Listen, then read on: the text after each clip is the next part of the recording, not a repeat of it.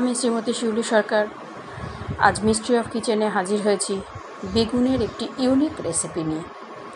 নাম দিয়েছি বেগুন রোল কারি। তো বন্ধুরা, তোমাদের অনুরোধ করব অনুগ্রহ করে রেসিপিটি দেখে তোমরাও নিজেরা বাড়িতে এই আস্বাদিত খাবার সম্পর্কে পরিবারের সঙ্গে তোমাদের গুরুত্বপূর্ণ মন্তব্য লাইক কমেন্ট করে জানাও। তাহলে চলো দেখে নিই কীভাবে করছি এই বেগুন রোল কারি। প্রথমে আমি একটি বেগুনকে এভাবে হালকা করে একটু ছুলে নিয়েছি। কি অদ্ভুত, তাই না? বেগুন আবার ছুলছি। যাই হোক, বেগুনটাকে এভাবে ছুলে নিয়ে সেটিকে একদম পাতলা পাতলা স্লাইস করে কেটেছি। যেরকম আমরা বেগুন কাট করি অতটা পাতলা নয়, তার থেকে একটু মোটা, কিন্তু পাতলাই হবে। পাতলা হলে জিনিসটা বেশ ভালো হবে। বেগুনটা দেখো সবগুলো আমি স্লাইস করে নিয়েছি।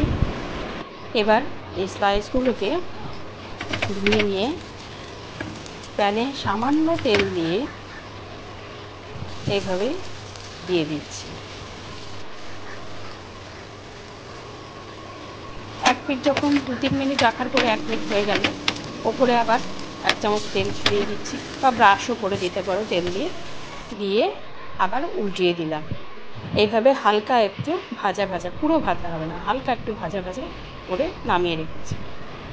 এবার একটি বাটিতে কিছুটা পরিমাণ বেসন নিয়ে তাতে পরিমাণ মতো লবণ, সামান্য জিরে গুঁড়ো, সামান্য ধনে গুঁড়ো এবং সামান্য আদা বাটা, আর দিয়েছি বেকিং পাউডার,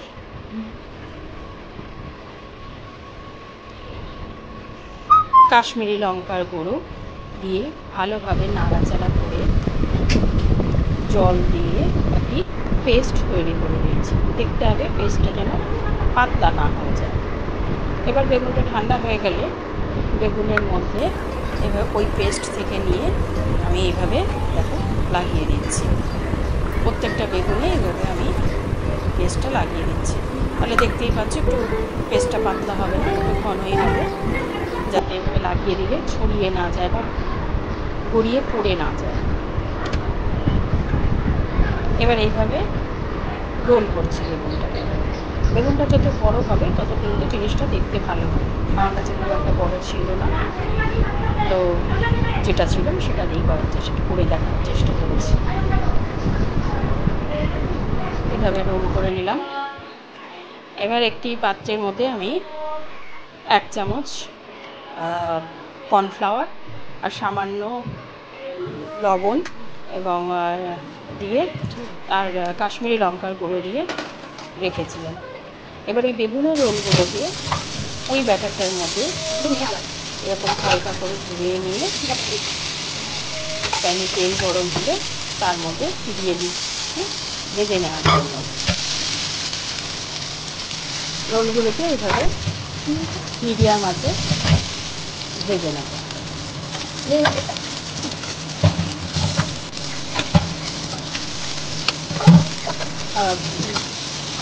যে আমরা কর্নফ্লাওয়ারের যে ব্যাপারটা বানিয়েছি সেটা কিন্তু খুব একটা ঘন হবে না, একদমই পাতলা হবে। এইভাবে সবগুলো বেগুনকে দেখাতে বেগুনের রোলগুলোকে ভেজে তুলে নিয়েছি। এবার এই প্যানে বাকি তেলের মধ্যে আরও সামান্য একটু তেল দিয়ে 2টো শুকনো লঙ্কা ফোড়ন দিয়ে ধনে গুঁড়ো, জিরে গুঁড়ো এবং কাশ্মীরি লঙ্কার গুঁড়ো দিয়ে সামান্য নাড়াচাড়া করে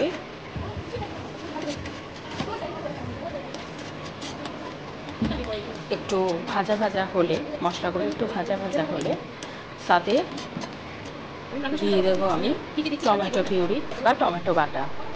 আবার টমেটো ছোটো ছোটো করে কেটেও দিয়ে দিতে পারো।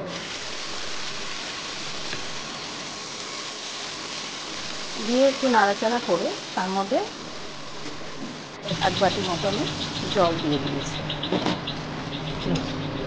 এবার এই গ্রেভিটাকে ফুটতে দিতে হবে।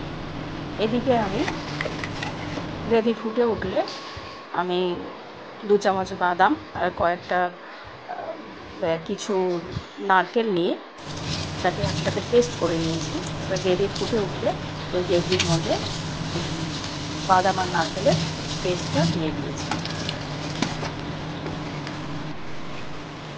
এবার এই বাদাম নারকেলের পেস্ট দিয়ে গ্রেভি ভালোভাবে ফুটে উঠলে তখন তাতে